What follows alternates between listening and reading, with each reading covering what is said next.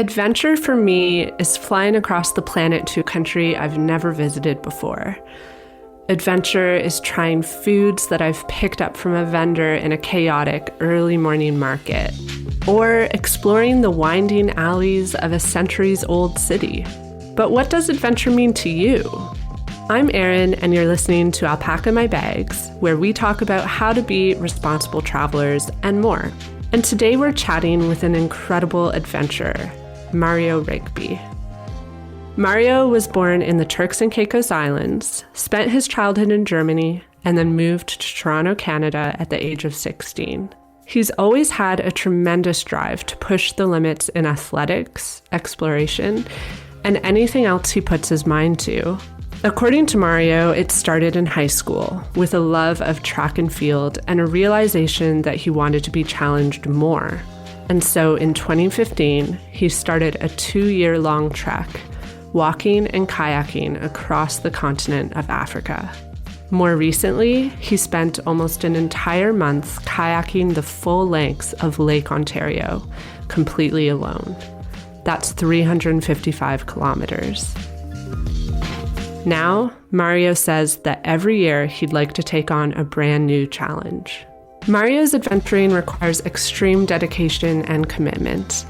It involves tons of logistical planning and training, both physical and mental. Mario takes on adventures and challenges that, frankly, not everyone can pull off. But that doesn't mean that not everyone can experience adventures. Mario wants to show the world that you can adventure in a way that is right for you. Let's dive in.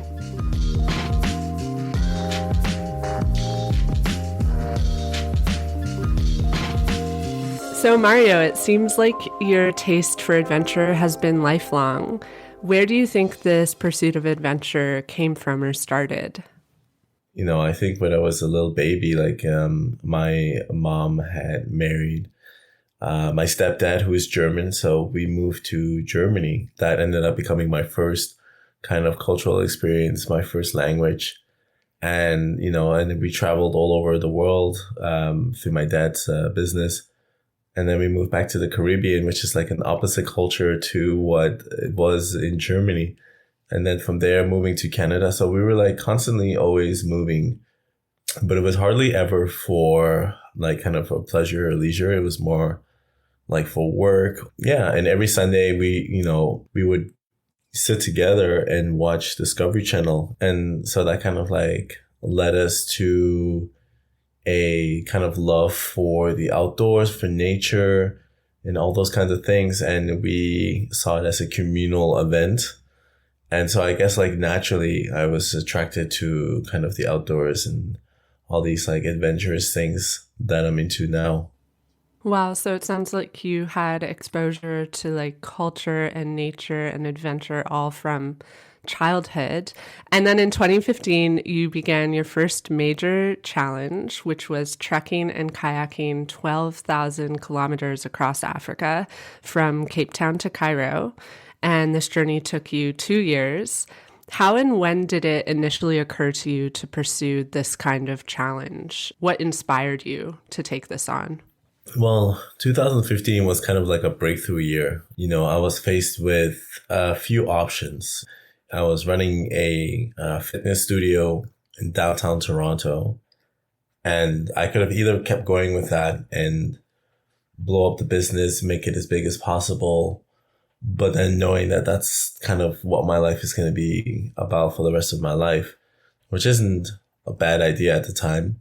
But, I was definitely yearning something quite different inside of me. And for me, that was like I was yearning a real challenge. I was yearning a physical and mental challenge. So I wanted to do something greater than that. And that's just for myself. And for me, I wanted to see what I'm really capable of doing. To not just to see what I'm capable of doing, but to see what humanity is capable of doing. And the only way to really find out is to go out there. That's amazing. I relate to like the feeling of like being happy with your life at home, but wondering what else is out there, especially like when you know that there is such a massive world with so much to offer. that you haven't discovered yet. It's sort of this Hmm. feeling of constant like, oh, like what could I be doing if I wasn't here? Right. I asked myself the ultimate question: what would I be doing if I wasn't here?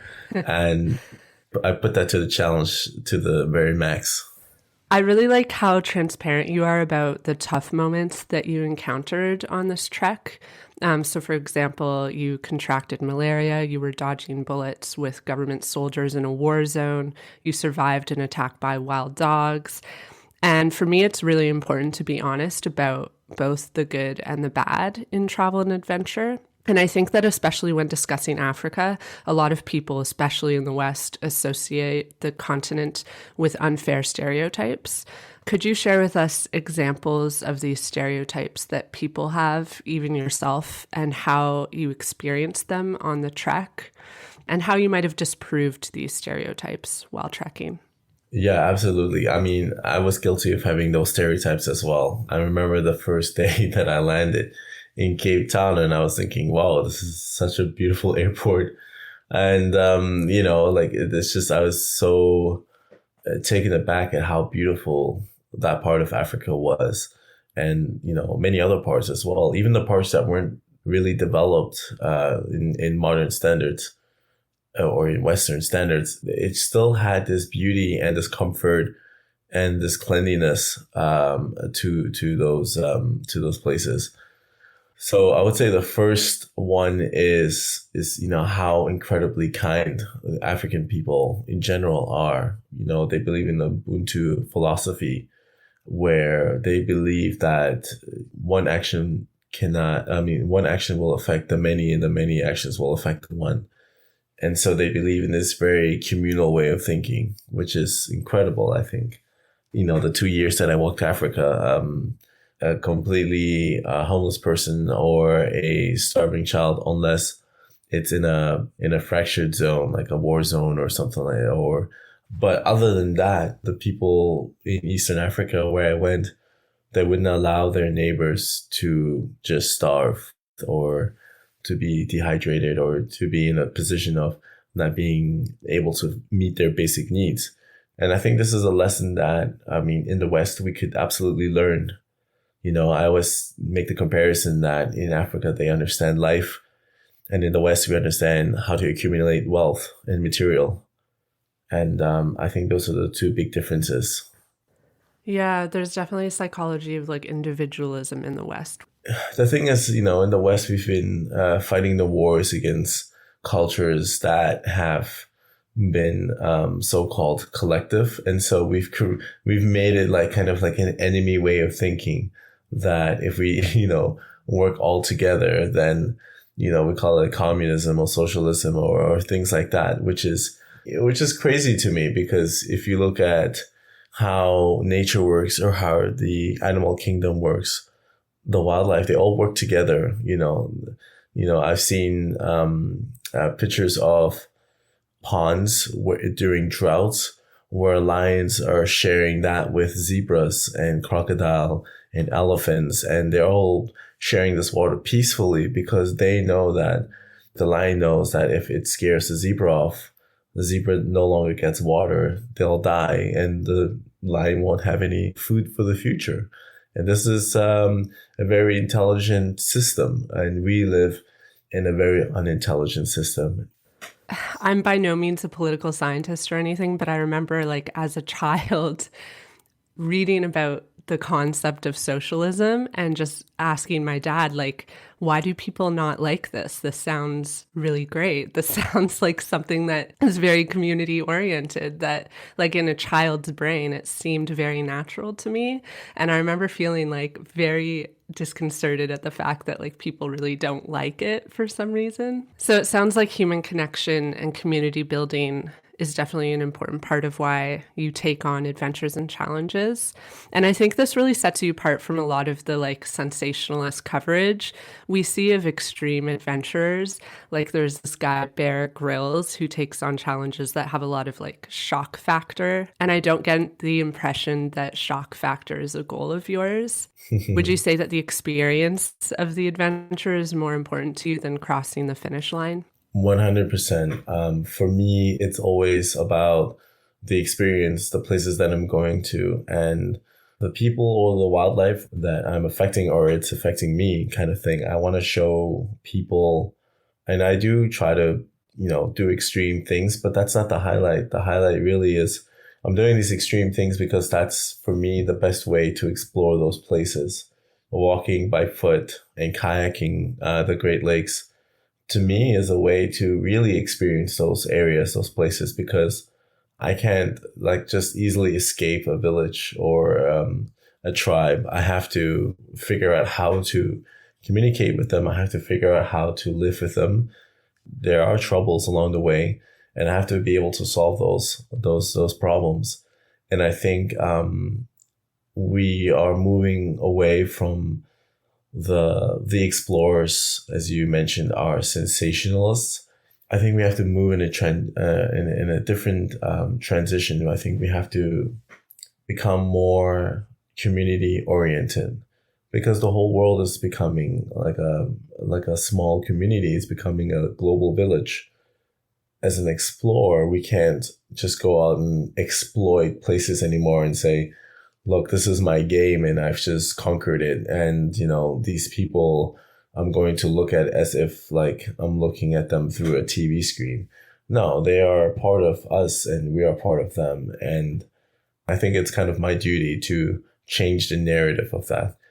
I enjoy telling the stories of people who don't necessarily have the chance to tell those stories. Yeah, I think you touch on a criticism that's pretty ripe in the travel industry. This idea that people will travel to a place and have zero engagement with the culture there. And then it's what have you really experienced and what has this travel meant if you haven't had that kind of engagement? So you mentioned that while trekking, you basically had to engage a lot with local people. What was the reception like when you encountered, especially rural communities?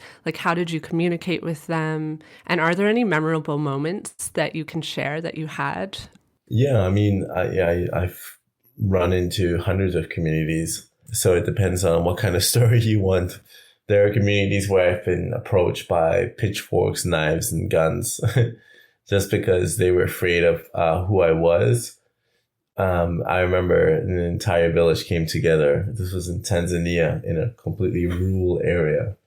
I was pitching my tent in this area, and I remember that it wasn't the best hiding area.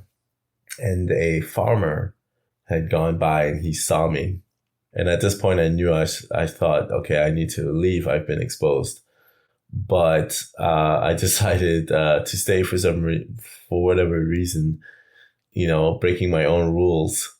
About 3 hours later, he came back with an entire army of people, and they're all carrying weapons and things like that. And I'm just at this point, I'm pretty rugged, so I wasn't even scared. I was just oh boy, here we go again. And I had to convince them in a language that I didn't even speak.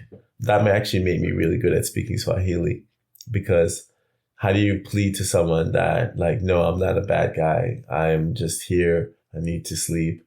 But I did my best and I was able to translate as much as I can. And the people let me go. And then they basically said, we will protect you. Make sure that you're okay.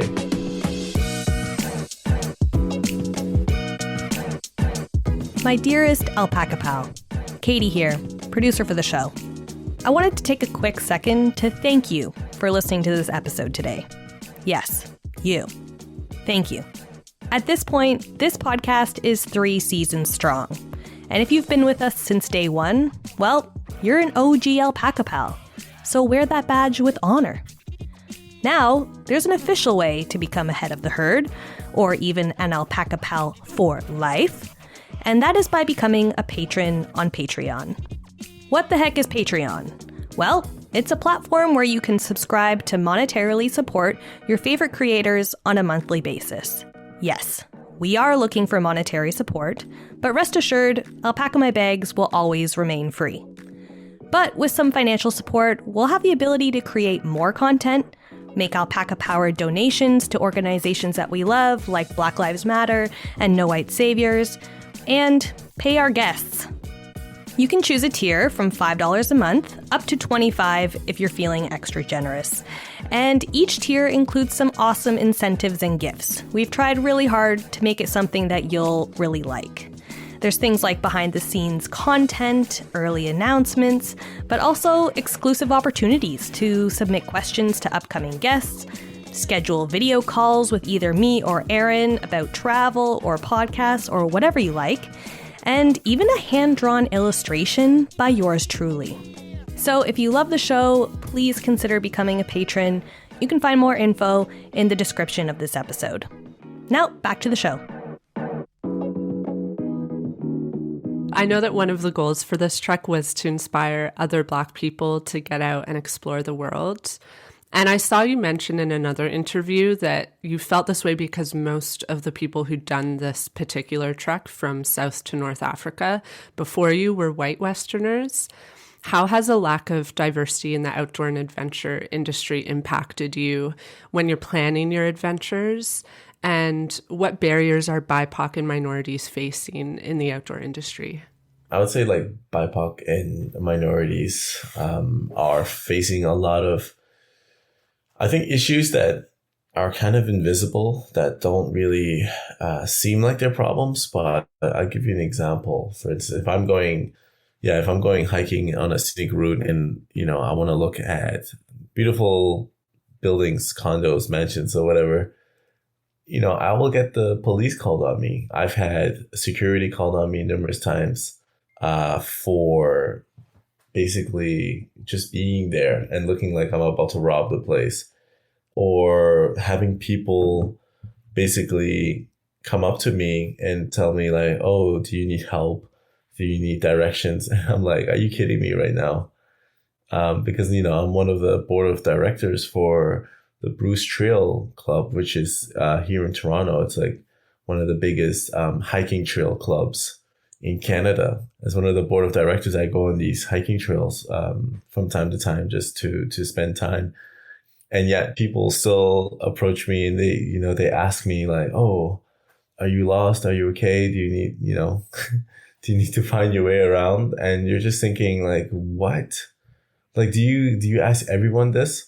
And then in an industry level, we are, when I say we are, I'm talking about minorities in the outdoors. We are facing a lot of challenges because companies would look at us and say, well, you're not very marketable because the majority of our clients and customers are white male and then female. And my argument always is, well, this is your opportunity and your chance to really have more people involved. This is, why wouldn't you want to have the rest of the human population a part of this movement as opposed to like a very small pocket of people? And I feel like all of these points that you've made just sort of, they're all a constant suggestion that BIPOC and Black people don't belong in the outdoors. Which it's so ridiculous. It kind of, I don't know, it baffles me to the highest level. When we were kids in the Caribbean, we were constantly outdoors. We were constantly going on hikes and fishing and going out on the boats and camping. We just never called it those things. So there are different terms and, different cultural expressions of what it means to be in the outdoors. And I feel like in the West, we go in the outdoors for us. We go in the outdoors for peace and quiet and serenity. It's almost like we see the outdoors as a backdrop, as a place that is there for us. But if you go to the Maasai tribe in Kenya and Tanzania, it's not a backdrop. They rely on the land, So I don't know. I feel like we need to change culturally and philosophically how we think about ourselves and our connection to the rest of the world, but also our connection to the environment and wildlife. I feel like what you're saying is, especially in the West, we've created sort of categories or industries around the experience of the outdoors. And I think that's a really relatable feeling because even as a woman, I sometimes feel like I can't go camping by myself because like I don't have the skills to camp. And it feels like there's these like barriers of access to some elements of the outdoors, and they've been created because we've created these industries where like to go camping you need to have all the latest Met gear, or you need to like have a really great harness to go rock climbing, and there's all these barriers of access that have been created by these industries, whereas it sounds like what you're saying in other parts of the world, like it's not that way. You are in the outdoors and it becomes part of your daily experience of life. Exactly. And that also causes elitism as well. And when you create elitism in such a way, you really discourage a lot of people who don't have the money to go out there and or have accessibilities to the outdoors. This year we worked with My Stand, which is a charitable organization here in Toronto. And we focused on particularly Black underprivileged youth in the downtown Toronto area. And we are helping them develop skills that will translate to success in the future. So whether it's through music production, video, editing, et cetera, and the latest one, which is like hiking, that's the one that I'll be leading.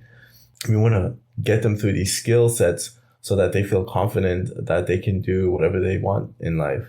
But it's not enough to, as an outdoor brand, for instance, to just advertise to them, but also to help give them access. In your experiences so far, have you gotten the sense that the industry is diversifying at all? Incredibly slowly. There's also like the facade of inclusion, kind of plastering BIPOC and minorities on their websites and on social media platforms, but not really paying them or not bringing them on as like official ambassadors.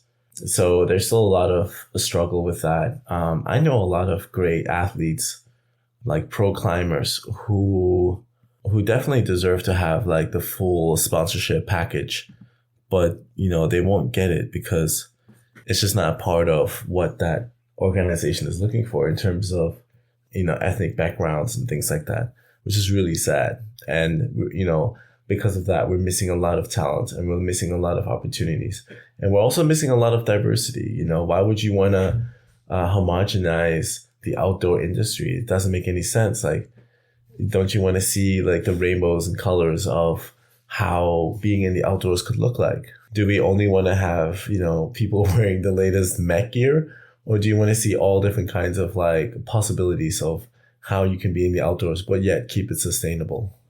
So your work with My Stand, it really like points to how you're emphasizing a purpose and a goal for not just like the individual challenges that you take on, but like your whole approach to enjoying the outdoors. What is the reason behind having a defined purpose for your adventures? I think this is like, unfortunately, a unique thing. Not a lot of public figures that are in adventuring take this approach. Does this approach keep you motivated when you've taken on like especially challenging adventures, like kayaking Lake Ontario, for example, was a huge thing to take on? And I'm wondering if like having that sense of purpose behind you makes you feel more motivation when you're in the midst of that adventure. Yeah, it definitely does help motivate me. And two, if I don't see like a sense of purpose behind something that I can do that is great and can reach the largest amount of people, then I always ask myself, well, why am I doing it? And I believe if you're doing something impactful and a lot of people are watching you, then there definitely needs to be some mindfulness behind it. I think that a lot of, celebrities, a lot of other great explorers have a lot of potential to help shape the way that the world is. And I think we can mend our way into a world where we become more matriarchal and become more communal thinking without looking at it as like, categorizing it as like socialism or communism or anything like that. regardless of what we think and regardless of where the world is going, we're moving in the direction of the global village, which I was talking about before, which is the third industrial revolution, where everything is interconnected. The best way to be prepared for it is to create narratives and stories. I believe we have a great opportunity to help guide people into this kind of new world, this new way of being. And the more people are being mindless and not having purpose behind what you're doing, it's just like all it's doing really is just like extending the inevitable. Yeah, I like how you've touched on the importance of intent and mindfulness in what you do. And I think like the classic example that we notice in travel these days is that there's this do it for the gram mentality. It's been rightfully criticized a lot because I think like what happens is then Instagram has the potential to be super inspiring, but it can also have like a negative impact when you're just scrolling through Instagram and seeing these like just like moments of someone's adventure that can lead into dangerous situations that they aren't prepared for if someone sees that and thinks like, oh, I'm going to go out and do that. So I'm wondering what you think about the idea of inspiring people to take on seriously challenging adventures. Because that, I mean, like you do share stories of your very challenging adventures. Is there a way that you can do that that's responsible and doesn't encourage other people to take on more than perhaps they can handle? Like, how do you strike a balance between inspiration, but also like reminding people to stay within their own boundaries? Like, okay, I'll give you an example. This year, I had an expedition planned out for Nunavut, to a hiking trip along the Arctic to look at how our environmental changes due to climate change has affected the indigenous communities. And, we had to cancel that expedition because none of it had closed their borders to outsiders who are from outside of that province. We had a couple of choices. Because we had a lot of connection there and we could have probably, made our way in there anyways and recorded our documentary. But we clearly decided that this is the right thing for them to have done, is to close the borders. These people aren't getting the healthcare treatment that we are in Ontario. So it would have been a very irresponsible thing for me to have gone to that province, even though it's within the country. And so that's one way of kind of looking at how to be a responsible explorer. Just because it's in your head. And we've been working on this for so long, and we had, so much time and effort put into this. I also have, my policy, which is like leave no trace behind. And that's the kind of responsibility I'd like to spread and make sure that everyone else does, so that we don't, harm our environment more than it already has been.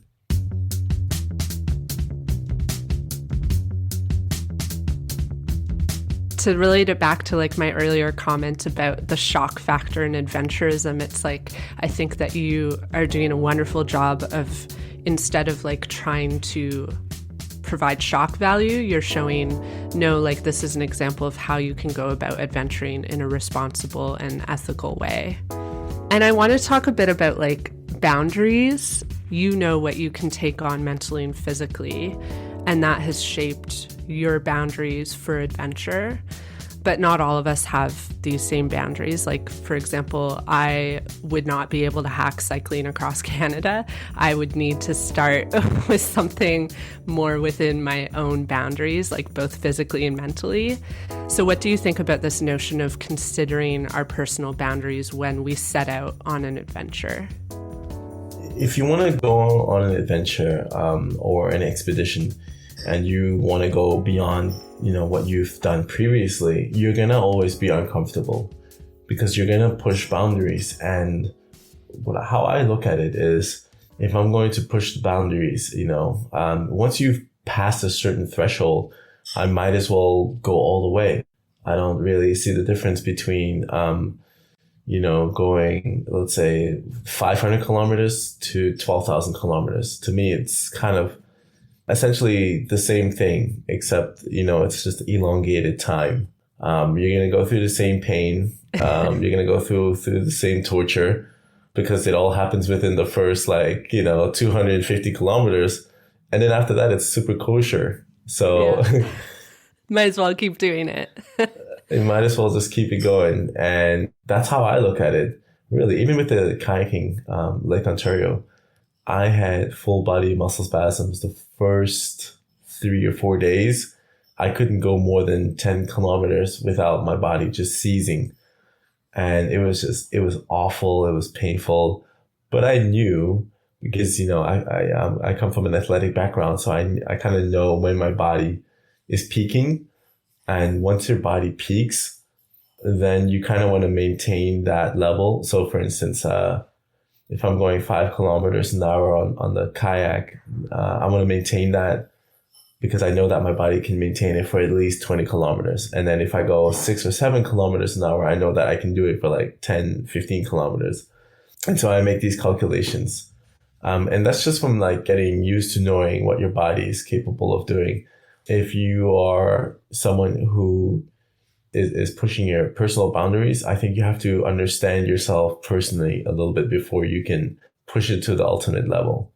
Because you have to know what it's going to feel like when your body is completely exhausted. You have to know what it feels like when your body is completely, physically drained, kind of thing. And once you're used to knowing what your body and your mind is going through at peak level, then you can make a very informed decision on how far you can push yourself. And so for me, I make these calculations all the time. And that's how I can determine whether, this expedition is right for me or not. There were many other expeditions that were offered to me, and, I had to decline them because it just wasn't right for me. I was offered to be in a few races, for instance. And, I felt like, no, my racing days are over. There's a reason why I left it. And so I didn't participate in it, although it could have given me massive TV coverage and all that kind of stuff. Just for me personally, that's like pushing beyond my own personal boundaries. Yeah, like on the idea of racing, I feel like your approach to adventuring is much more like calculated and slow rather than this like goal of like speed and crossing the finish line like before other people. Because I've noticed like you take on all your adventures alone. It's not about like comparing yourself to another person. It's kind of similar to, I would say, in track and field. Yes, it looks like you're racing. But if you look at like Usain Bolt, the fastest guy on the planet who's ever lived, he doesn't race against people. He races against, and doesn't even race against himself. He just basically pushes his own boundaries. And, you're the only thing that you're going against really is time. And so, track and field is such an individualistic sport, because when you're running, it's just you in your own lane. That's kind of maybe where my physical challenges came from, was being in my own lane and, focusing on my own challenge. It's just, actually those things kind of go through my mind as well. Like I remember when I was riding my bike through the Rockies, I kept thinking over and over in my head, almost, I think I might have been saying this out loud too. And I said, this is my own pain. This is my own pain. This is my own pain. And I don't even know why I was saying that. That was such a weird thing to say. Like, why would I say that? No one's around me. And I think what I was trying to convey to myself was that the pain was actually, sort of like an illusion in a sense. I've noted, like, yes, I am paying attention to it, but I need to keep pushing through with it. So I'm having this like constant dialogue between myself and my body in terms of, understanding where your personal limitations are. Is like starts in your own mind. So at the top of the show, I described a couple feelings of adventure that I've experienced.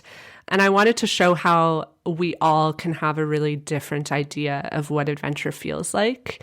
So I know you've had very elaborate adventures abroad, but this past summer, for example, I'm sure because of the pandemic, you opted to take on a challenge in your own backyard that was close to home.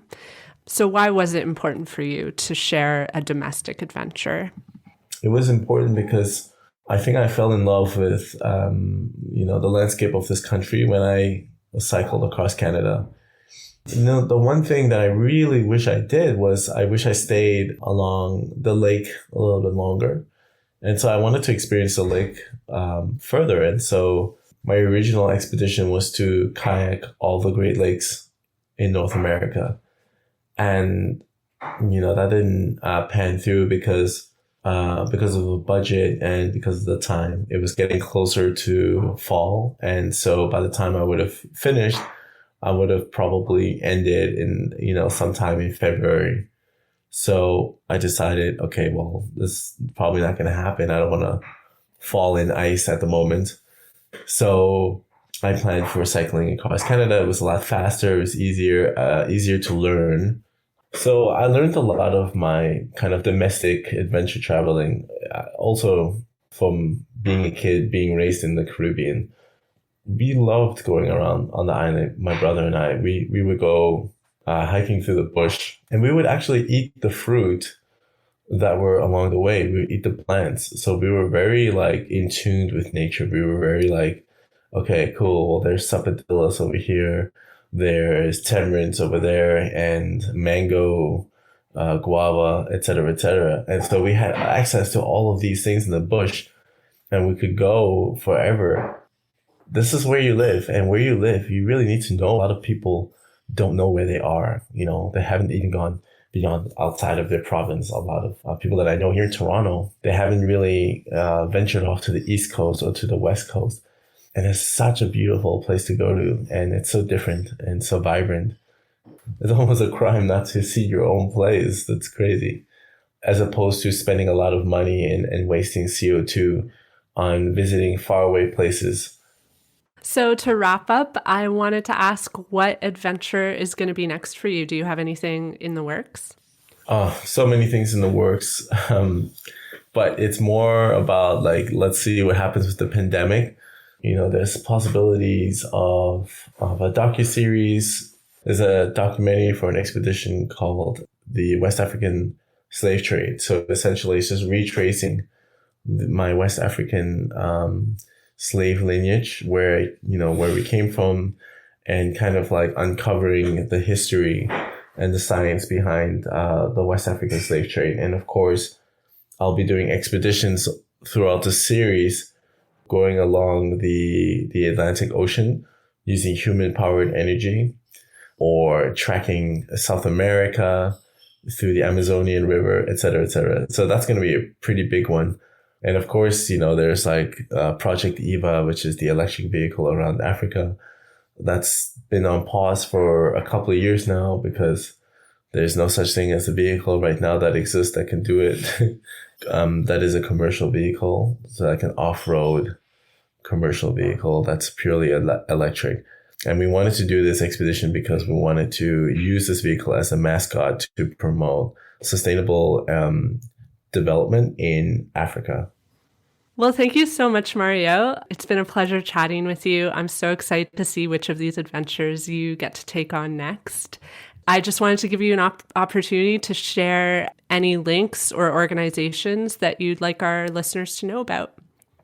So you can visit my Instagram, which is @Mario Rigby, or you can also check out mystand.org, which is on Instagram as mystand.org, and you can look at making some donations to the at-risk youth there.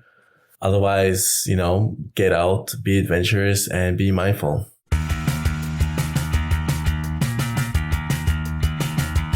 Alpaca My Bags is written and hosted by me, Erin Hines, and it's produced by Katie Lohr.